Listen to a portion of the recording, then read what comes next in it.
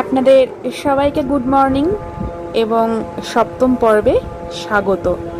এই মুহূর্তে দেখুন ডাল লেকের একদম ধারে দাঁড়িয়ে আছি, আর অস্পষ্ট ডাল লেক, তার মধ্যে প্রচুর পাখি চড়ে বেড়াচ্ছে, কখনো জলের মধ্যে কখনো আবার জল থেকে উঠে আসছে। ডাল লেকের ধারে সামান্য হালকা ব্রেকফাস্ট করলাম, সেটা আপনাদের দেখানো হলো না। দেখুন আমরা নেমে পড়েছি হজরতবাল মস্ক যাব। তার আগে রাস্তাটায় এখানে দেখতে পেলাম এই পদ্মের লম্বা লম্বা ডাঁটিগুলোকে এরা বলে নাদ্রু, এরা কিন্তু এগুলো খায়। দেখুন কত ফল, এখান থেকে আমরা একটু কলা নিলাম, আর প্রচুর ফল, অ্যাভোকাডো থেকে শুরু করে এখানে পেঁপে আছে, সব রকম লেবু আছে, কত রকম ফল, আপেলও আছে। মসজিদের ভিতরে তো ক্যামেরা অ্যালাউ নয়, আপনারা বাইরে থেকেই মসজিদটা দেখুন। এই মসজিদে ছেলে এবং মেয়েদের প্রেয়ার করার জায়গাটা আলাদা, সেটা আমরা ঘুরে এসেছি, কিন্তু ছবি তোলা তো অ্যালাউ নয়। আমরা যখন টিউলিপের সময় এসেছিলাম, এই যে ডান দিকে দেখতে পাচ্ছেন গার্ডেন, মুঘল গার্ডেনগুলো আমরা কিন্তু ঘুরেছি। যদি কেউ আমাদের এক্সপিরিয়েন্স দেখতে চান অবশ্যই কিন্তু প্লেলিস্টে গিয়ে দেখে নেবেন। আপাতত আমরা চলে এসেছি একটা জায়গায়, এই জায়গাটায় খুব কম লোকই কিন্তু আসে। এইটাও একটা মস্ক, রোজাবাল মস্ক। আসল কথা হচ্ছে আমরা একটু পুরনো শ্রীনগর দেখতে বেরিয়েছিলাম, পুরনো শহরের দিকটা কীরকম, আর এই মস্কটার কথা শুনেছিলাম। এখানে ভিডিওগ্রাফি বা ফটোগ্রাফি অ্যালাউ নয়, তবুও আমি করে ফেলেছি। দেখুন লেখা আছে শ্রাইন অফ হজরত ইউজা আসিফ। তো এই নিয়ে অনেক কিংবদন্তি আছে, যদি আপনারা জানতে চান আপনারা অবশ্যই নেটে সার্চ করে দেখতে পারেন। এইটাও যতদূর সম্ভব একটা মসজিদ। আমার এরকম পুরনো স্ট্রাকচার, পুরনো বাড়ি, মসজিদ হোক, মন্দির হোক, গির্জা হোক, আমার দেখতে ভীষণ ভালো লাগে। প্যালেস হোক, ধ্বংসস্তূপও হোক, আপনারা জানাবেন যে পুরনো কাশ্মীর যে আপনাদের আমি দেখাচ্ছি, একটু পুরনো ধাঁচের কাশ্মীর স্ট্রিট ফুডের বিভিন্ন স্টলগুলো কেমন লাগছে। আমার কিন্তু দেখতে বেশ ভালো লাগে, নস্টালজিক লাগে। বিশেষ করে এই বাড়িগুলো দেখুন কি অদ্ভুত দেখতে না, সেই পুরনো দিনে ফিরে যাওয়া যায়। জানি না আপনাদের দেখতে কতটা ভালো লাগছে বা আমার মতো করে ভালো লাগছে কি না, জানাবেন কেমন লাগলো। কারণ আমার যে জিনিসটা ভালো লাগছে, দেখাতে ভালো লাগছে, আপনারা জানাবেন যে আপনাদের কীরকম জিনিস দেখতে ভালো লাগে। তাহলে হয়তো কখনো আমারও দেখার দৃষ্টিভঙ্গিটা পাল্টে যাবে, অন্য রকম হবে। তো চলুন এবার শহর ছেড়ে আবার ডাল লেকে চলে যাই। দূরে হালকা পাহাড়ের রেখা দেখা যাচ্ছে। কালকের থেকে আজকের ওয়েদারে কিন্তু খুব বেশি ডিফারেন্স নেই, সেই একই আবছা একটা ব্যাপার এখনও রয়েছে। আর সকালে ঠিক যেরকম দেখিয়েছিলাম ঠিক সেরকমই এখনও। আমরা দুপুর হয়ে গেছে আমাদের ঘুরতে ঘুরতে। তো চলুন এরপর একটু অন্য জায়গায় যাব।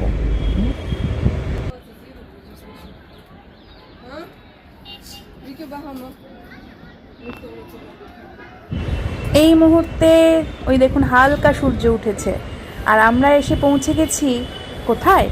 জিরো ব্রিজে।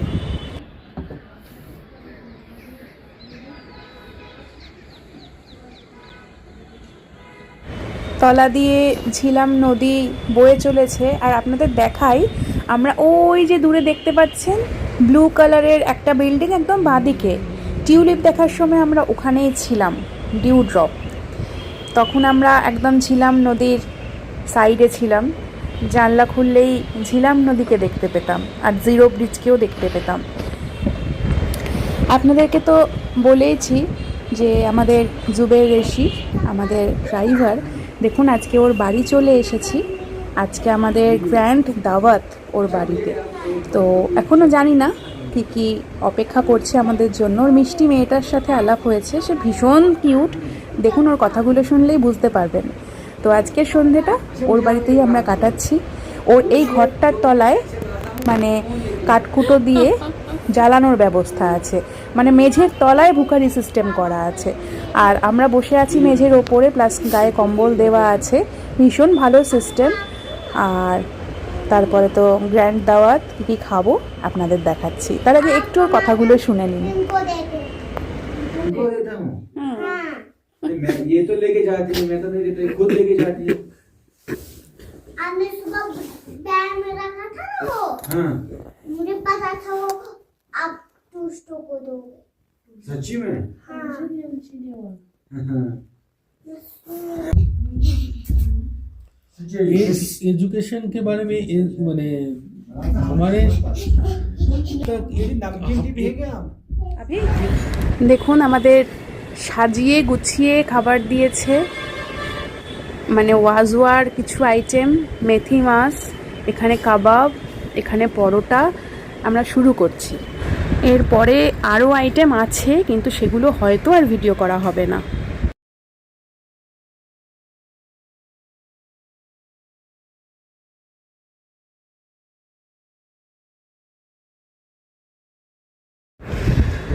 কালকের অসাধারণ সন্ধ্যা জুবেরের বাড়ি কাটানোর পরে আজকে কিন্তু আমরা ফিরে যাচ্ছি। আজকে আমরা সোজা নেমে যাব জম্মু, আমাদের ফেরার ট্রেন আছে। জুবেরের সাথে আগেরবার এসেই আমাদের আলাপ, কিন্তু আলাপটা এই পর্যায়েই হয়েছে। ওকে যদিও শুধু ড্রাইভার বলেই আপনাদের সঙ্গে পরিচয় করিয়েছি, কিন্তু ও ভাইয়ের চেয়ে কোনো অংশে কম নয়। তো চলুন আস্তে আস্তে ফেরার পথ ধরি। এবারের মতো আমাদের কাশ্মীর ট্রিপ কিন্তু এখানেই শেষ হতে চলেছে, কিন্তু আরও এক্সাইটিং জিনিসপত্র আছে। আমরা শ্রীনগর থেকে ভোরে ট্রেন ধরব, আমাদের বন্দে ভারত অপেক্ষা করছে। চলে এসেছি স্টেশনে। দেখুন শ্রীনগরের এটা প্ল্যাটফর্ম, একটা লোকাল ট্রেন আসছে, আর আমি লোকাল ট্রেনটারই ভিডিও করছি কারণ আমাদের বন্দে ভারত এখনও এসে পৌঁছয়নি। 8টায় টাইম, এখন 8:10, কিন্তু এখনও বন্দে ভারত প্ল্যাটফর্মে দেয়নি। যখন ওইটা করছিল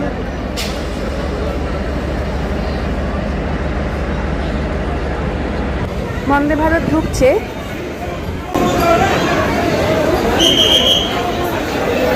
আমাদের এখানেই পড়বে, C3 এখানেই আসবে, নয়তো আরেকটু এগোতে হবে। চলো, নতুন ট্রেনে C3-তে বন্দে ভারতে আলো নেই, C4 C5 সব আছে। এটাই আমার প্রথম বন্দে ভারত ভ্রমণের অভিজ্ঞতা। সেখানেই মানে প্রথমেই একটা বাজে ঘটনা হলো, সেটা হচ্ছে আমাদের C3 ছিল, আমাদের C3 কোনো ইন্ডিকেশন নেই, কোনো আলো ছিল না। কোথায় C3 আমরা বুঝতে পারছিলাম না। C2 এরও আলো নেই, C3 এরও আলো নেই। যাই হোক, তারপরে জানা গেল, তো আমরা উঠে পড়লাম। আর আরেকটা খারাপ, প্ল্যাটফর্মে ট্রেন দিল মাত্র 5 মিনিট আগে, মানে ট্রেন ছাড়লো একদম ইউজুয়াল টাইমে, নর্মাল যে টাইম অ্যালটেড, কিন্তু দিয়েছে ট্রেন ঠিক 5 মিনিট আগে, মানে প্রচণ্ড, যার জন্য ধাক্কাধাক্কি ভিড় হয়ে গেছে। কেন কি সমস্যা বুঝতে পারলাম না। যাই হোক, হয়তো আমাদের বোঝার যোগ্য নয় এইসব জিনিস। এমনিও এবার আসবার সময় আপনারা দেখেছেন যে ট্রেনের লেটের কারণে আমাদের পুরো আশাটাই খারাপ হয়েছিল। চলে এসেছে আমাদের ব্রেকফাস্ট। এটা পুরি, এটা একটা বিস্কিট দিয়েছে চায়ের সাথে, এটা ওই চা মিক্সটা, মানে টি মিক্স, যেটা টি মিক্স ভালোই। পুরি আর চানা খাও, কুলচা যতদূর সম্ভব, কুলচানা ছোট ছোট। কেমন টেস্ট? ভালো, খুব আহামরি টেস্ট নয়, যাই হোক খাওয়া যায় আর কি। তো টানেলে ঢুকে পড়েছে, প্রচুর টানেল, মানে শুধুই টানেল। এই হয়তো 2 মিনিট বা 1 মিনিট করে বাইরে দেখতে পাচ্ছি, বাকি পুরো গোটা রাস্তাটাই প্রায় টানেলের মধ্যে দিয়ে। দেখুন বানিহাল পৌঁছলাম এসে।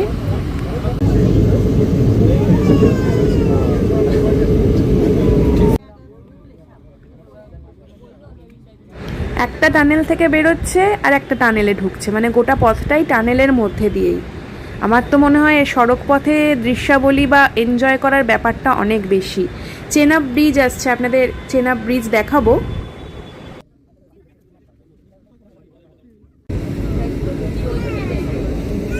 জম্মু থেকে শ্রীনগর বড় 50-60 কিলোমিটার বলে।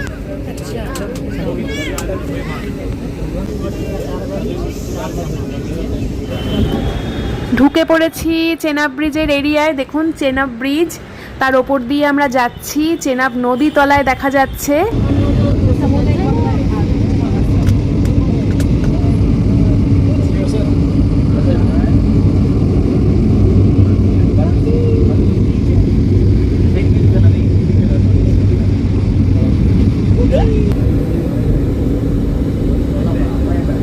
পরিষ্কার আসে।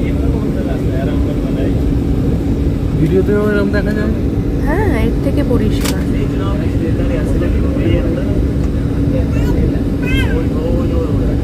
অ্যানাউন্সমেন্ট শুনলাম, এই যে স্টেশনটা আসছে, যে ঢুকে পড়েছি, এটা হচ্ছে বক্কাল স্টেশন।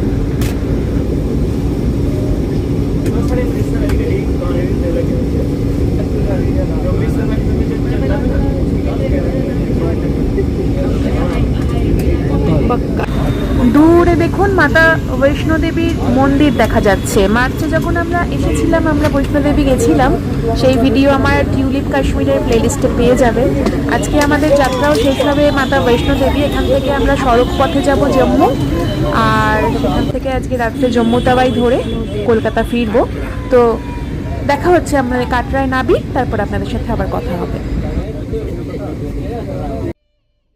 আমাদের গাড়ি ঠিক করা ছিল, আমরা গাড়িতে উঠে গেছি, জম্মু স্টেশনের দিকে যাচ্ছে। আমাদের তাড়াহুড়ো নেই, ট্রেন অনেক রাতে। পাশ দিয়ে জম্মু তাওয়াই নদী, বিশাল চওড়া নদী। এটাতেই মার্চের পরপরই শুনেছিলাম বন্যা পরিস্থিতির সৃষ্টি হয়েছিল।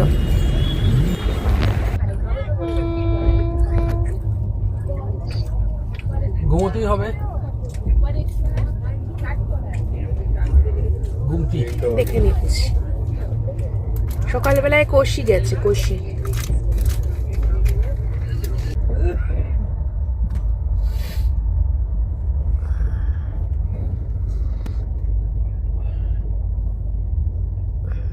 ট্রেন থেকে আপনাদের গুড মর্নিং। কাল প্রায় 7-8 ঘন্টা আমরা ওয়েটিং রুমে ছিলাম। তারপরে রাত্রি 8টার পরে আমাদের জম্মু তাওয়াই ট্রেন ছিল। ট্রেন ঠিক সময়ে ছেড়েছে, ফেরার সময় আপাতত ট্রেন খুব একটা বেশি লেটও নেই, মানে ঠিকঠাক সময়ে ঢুকছি। এখন যেমন দেখুন পরেশনাথ ঢুকছে, একদম রাইট টাইম।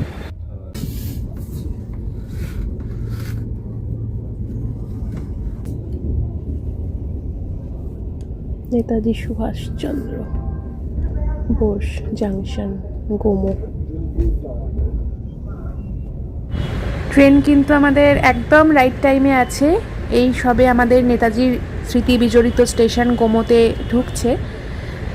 আমাদের কাশ্মীর ট্যুর বা উইন্টার কাশ্মীর ট্রিপ কেমন লাগলো প্রত্যেকে একটু কমেন্ট করে জানাবেন। আপনাদের অভূতপূর্ব সমর্থন আমি পুরো আমার প্রত্যেকটা এপিসোডে পেয়েছি, ভীষণ ভালো লেগেছে।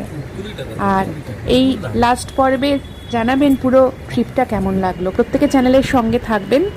গরমে নিশ্চয়ই অন্য কোথাও নিয়ে যাব আবার। ভালো থাকবেন প্রত্যেকে, চ্যানেলের সঙ্গে থাকবেন। ধন্যবাদ।